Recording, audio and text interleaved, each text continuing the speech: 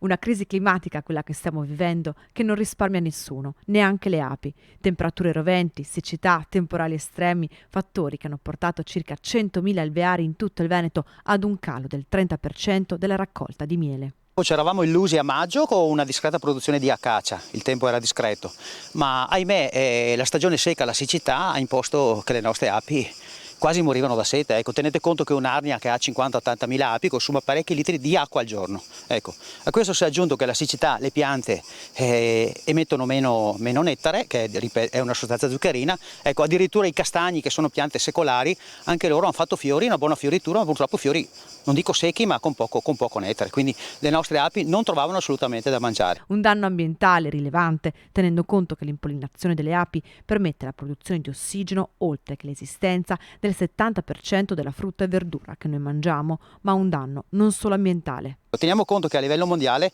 è stato calcolato che le api producono quasi 500 miliardi di PIL. Ecco, le api a livello mondiale producono un terzo del PIL dell'Italia, ecco, come produzione. E in questa situazione di assoluta emergenza, gli apicoltori del territorio si prendono cura così delle loro api.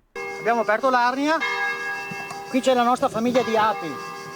Questa arnia avrà circa 50.000 api, ecco, vedete un po' di api in cima. Possiamo anche estrarre un favo per farle vedere. Ecco il nostro bel favo ricco di api. Ecco, vedete, api ce ne sono, però io sento dal peso che hanno poca scorta, poco cibo da mangiare. Quindi è opportuno che andiamo a nutrirle. E quindi adesso provvediamo subito al nutrimento delle nostre care api. Ecco, andiamo a inserire questo panetto da 1 chilo, si chiama candito tecnicamente, acqua e zucchero e amido di mais. Lo mettiamo qui sopra, lasciamo spazio che possano salire. Ecco, questo chilo di candito basterà un paio di giorni, 2 o 3 giorni, e le nostre api saranno a posto. Evviva le api!